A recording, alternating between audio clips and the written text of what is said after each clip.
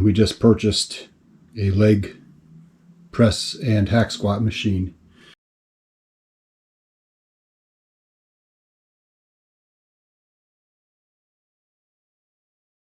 And it just arrived today. Got it down the basement. Had to clean a spot out here. I had all these weights over there lined up and other things. So I'm going to start unpacking it. It's nighttime right now, so I'm just going to unpack it, or attempt to unpack it, and see what we have here. And then tomorrow I'm going to put it together. Seems logical to start with carton A.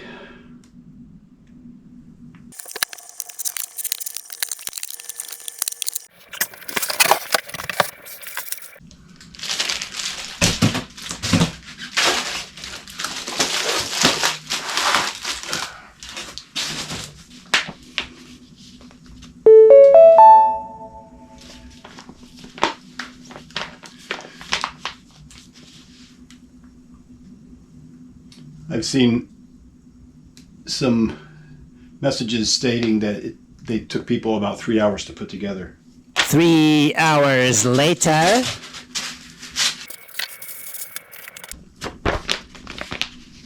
So these are all the parts. It's just to make sure that these parts are in the package here. So I'll go through that. I don't know what's supposed to be in each box. So we'll just start from the beginning here. Of course, the first thing they have is the pack of bolts and nuts. So I got that,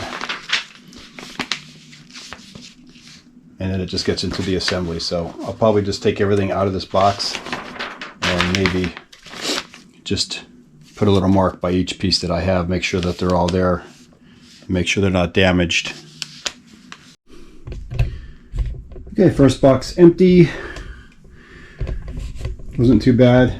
No damaged parts. I didn't see any scratches or anything. Everything was wrapped pretty well with the bubble wrap and packed tightly together.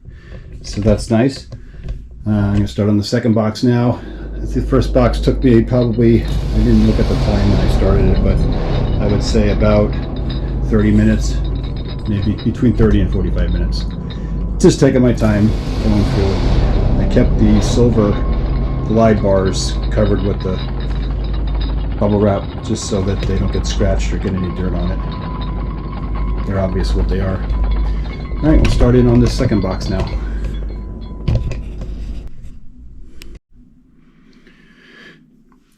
Both boxes have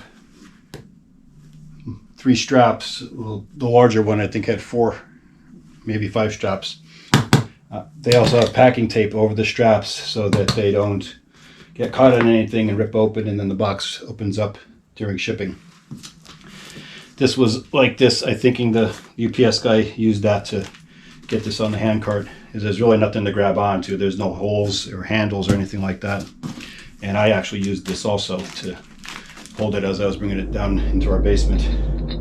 I see one small hole on the side here. A couple other smaller ones. This seems like it's heavier than this one, so we'll see what we have in here.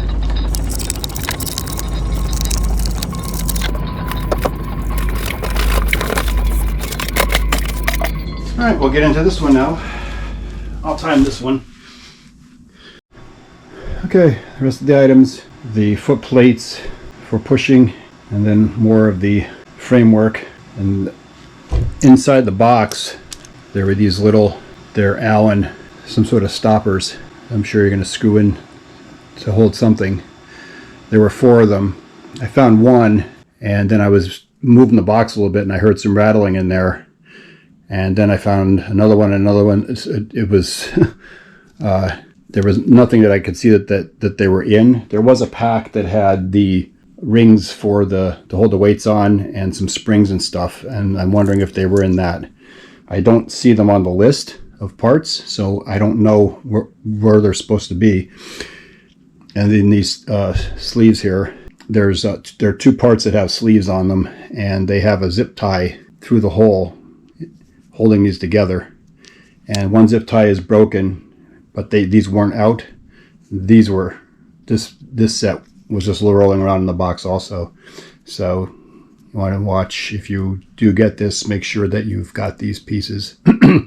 We'll find out where these go later on tomorrow. These are, obvious where these go. So this took about 25 minutes, 20 to 25 minutes to go through and just mark them up. I took the lettering off of these are obvious what they are, but all these other pieces here, I took the letters off and put them on the parts so that it's easier to put together. And we'll see what happens tomorrow. I've got about an hour to an hour and a half just taking it out of the box. Very leisurely, but we want to make sure everything's good. I did have one part that had some damage on it. There were some scuffs on another one that I'm not too worried about. But this one piece here has significant wear rubbing on here. I don't know what it was rubbing on, but it's actually sharp. It's gouged. The metal's actually curled here, like if you were to have hit it with a hammer or something. So something was rubbing against there. The box is heavy, and I'm sure it was tipped many times through the shipping process. I had to tip it end over end to get it to where I'm at now from the steps. But I didn't hear a lot of clanging in there when I did it. So I'll mention this to them and see what they do, or maybe I will, or I might just file this. We'll see what happens. And it's not bent. I don't see anything that's bent. So we'll see once I put it together if there's any issues.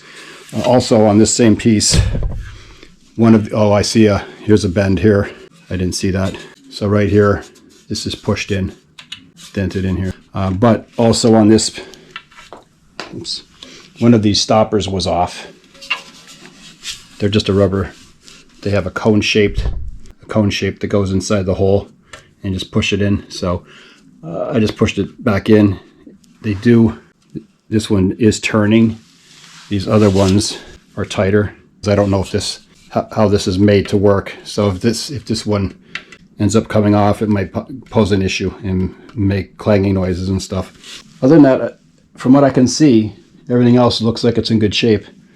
But again, we'll see more when we're actually putting the pieces together and placing them and all that. One day later. All right, so the next day we're having a big snowstorm.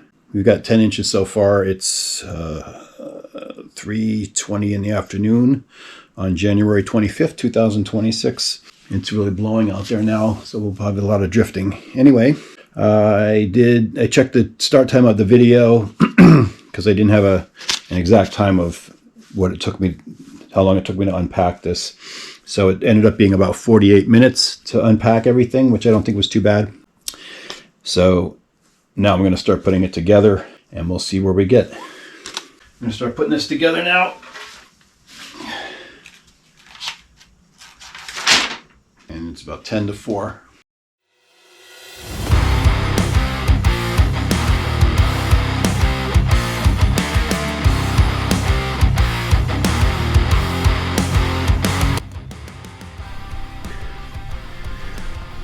So I need to put a rope across to hold these so I can bolt it in down here. Otherwise it's going to be at an angle. And I had this on the post here, but it just keeps sliding off. So I can rest them on the string here, and hopefully that'll work for the other side too. And then there's a piece, I didn't get to that point, but there's a piece that slides on both of them, and I'm assuming bolts into these holes up at the top here. So once I get these into place, then I think it'll come together.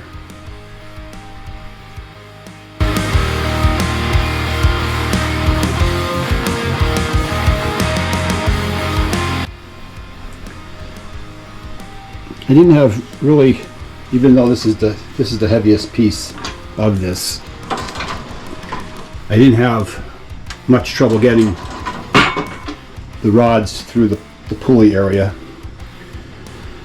The arms, the safety arms, also go in the hole up there. And this side came out down here. So I had to put that back in, but when I put it back in, I had this swinging down too far, and the arm here was up, so you wouldn't be able to lift this up like this. So if we bring this up,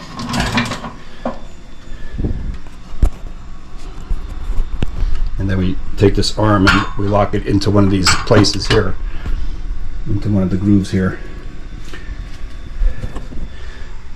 This part was underneath,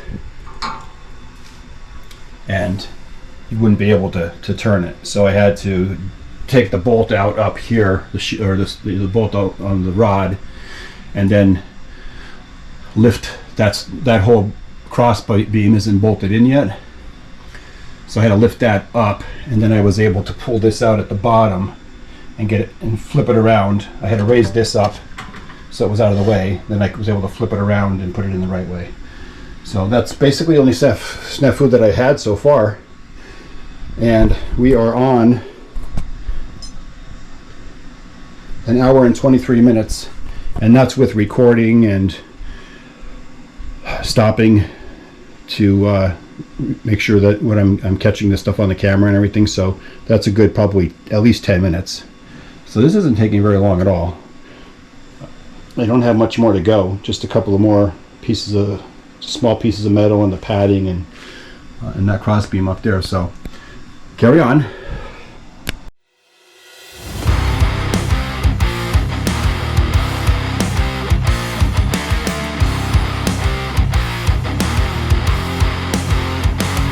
These adapter sleeves for the weight pegs on the sides have holes in them for these pieces that screw in to hold them on the bars. These were floating around in the box, not in anything, so they must have worked their way out.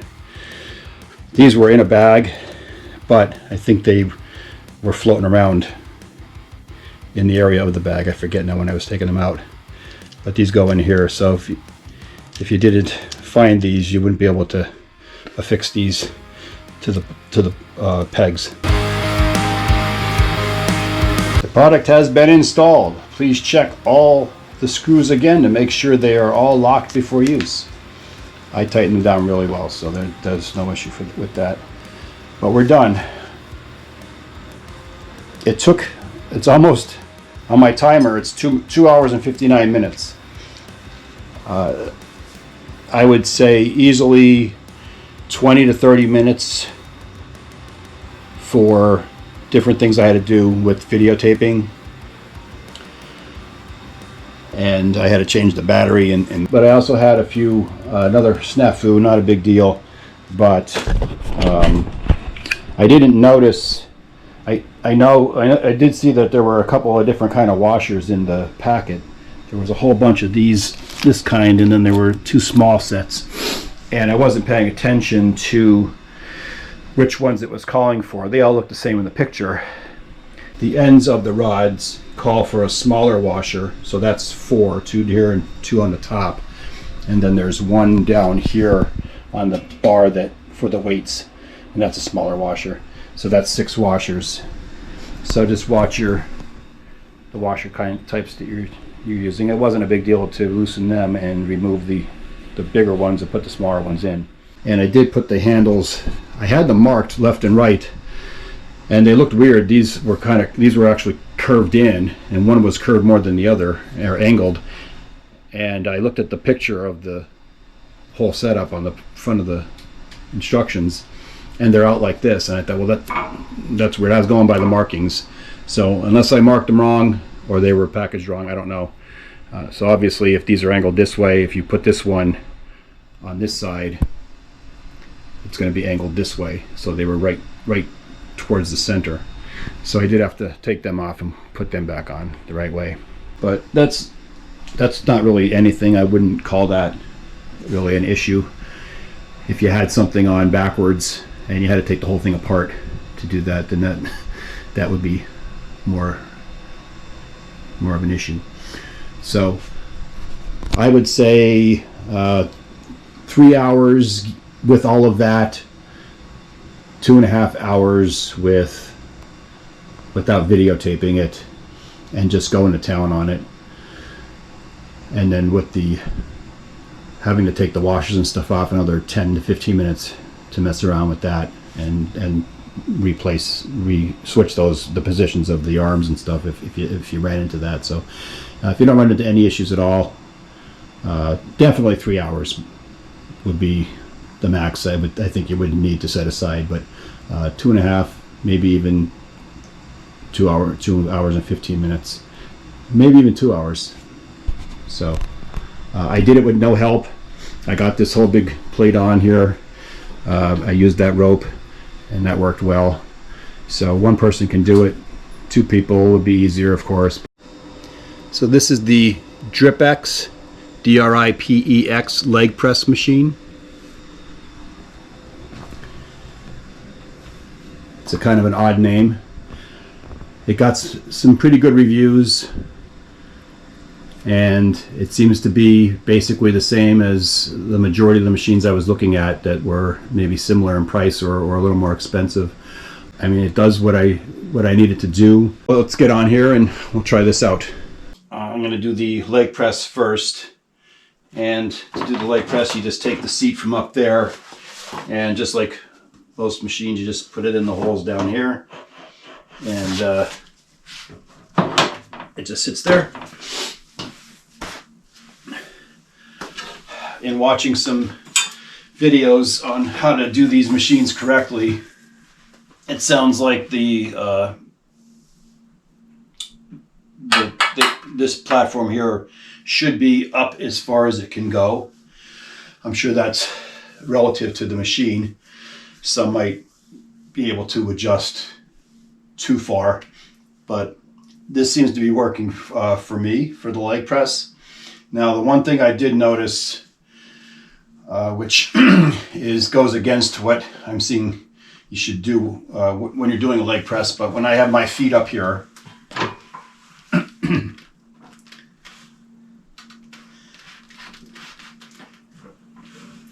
I have it down low here.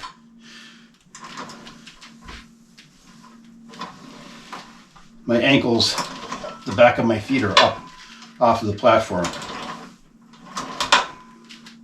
I don't know if that's an issue with me, the flexibility of my ankles and my feet. And if I move them up higher, it seems like it would be better. And it is a little bit, but then I have less. It seems like I have less movement coming down. It seems a little more awkward. So the one guy that had a machine like this, it wasn't this one, he was having that same issue, and he's someone that works on these a lot. So what he did was he put a squat wedge on the platform and have the wedge, the high part, near the bottom, and then the wedge up, so that you can rest your foot on that. And then he also cut a slot in the mat, in the wedge, to accommodate the plate here where the platform swivels on. So I've got a yoga mat and rolled it up so that the roll part is on this side, and then I layered it a little bit so that it's kind of like a wedge, and that seems to be working for me. I may still buy a wedge, but for now, I just place it there, and it's not going to go anywhere because your feet are on it. And I'll put my feet up, my toes up off the edge, and I'll slide it down a little bit.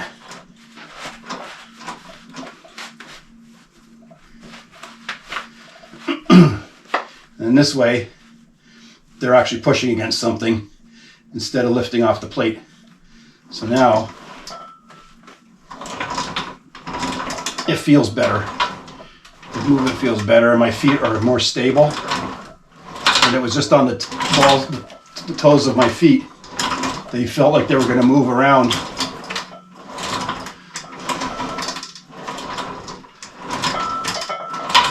So that seems to be working well. And then to do the hack squat, I'm sure it's the same on all these machines. You just pull the pin here and you slide this down. That's in that spot. You take the chair off of it, off back here, the pad. You put it up here.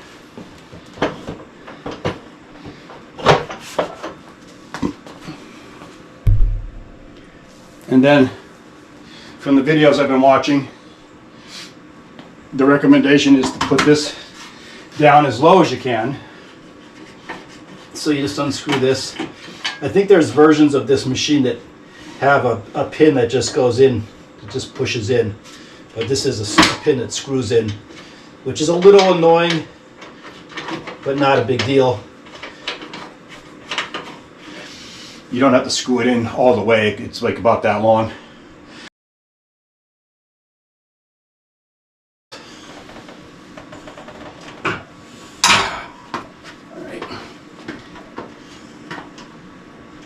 Now, my feet feel like they're slipping a little bit. I think the soles of my shoes are worn too much, because it does have a diamond pattern grid on there for gription. I may have to put some friction tape across there if I'm just going to use my shoes. If I use one of the pads or the squat wedges, that might be more helpful. But now I can't get down as low as I'd like to, and I think I'm not changing the weight out for the leg press that I use for the leg press, so that is a little heavier than I think I should do with doing this. So I might be able to go down lower with a lesser weight.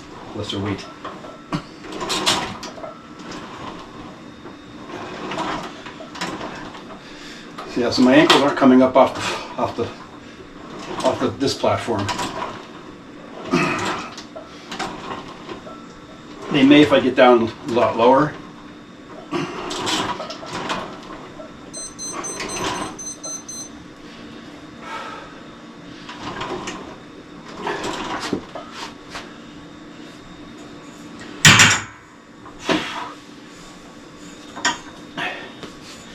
That's that for the machine.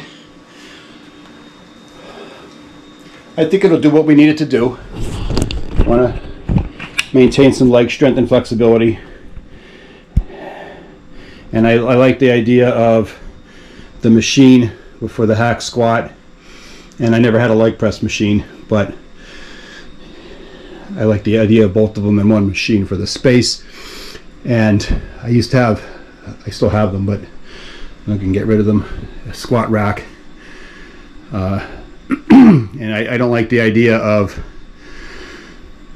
the free weight on my back and worrying about bending my back and getting in the right position and all that stuff. I just don't have, I can't afford an injury that's going to be, just be detrimental to me going forward with my physical activities and stuff. So the hack squat, I think, will be fine for that.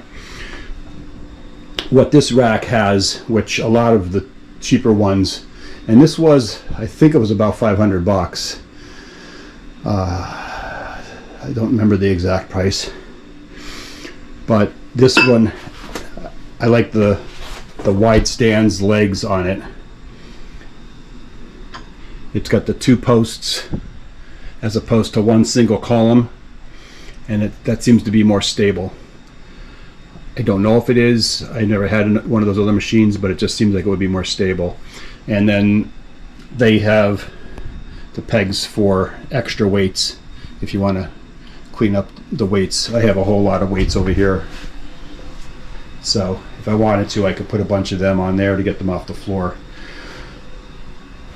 Unfortunately, right now, the way it's set up, there's not enough room for me to put the pegs on both sides, so I'm not going to really mess with that at all. But it has two on the top and two on the bottom, and then of course the two for the actual chair going up and down.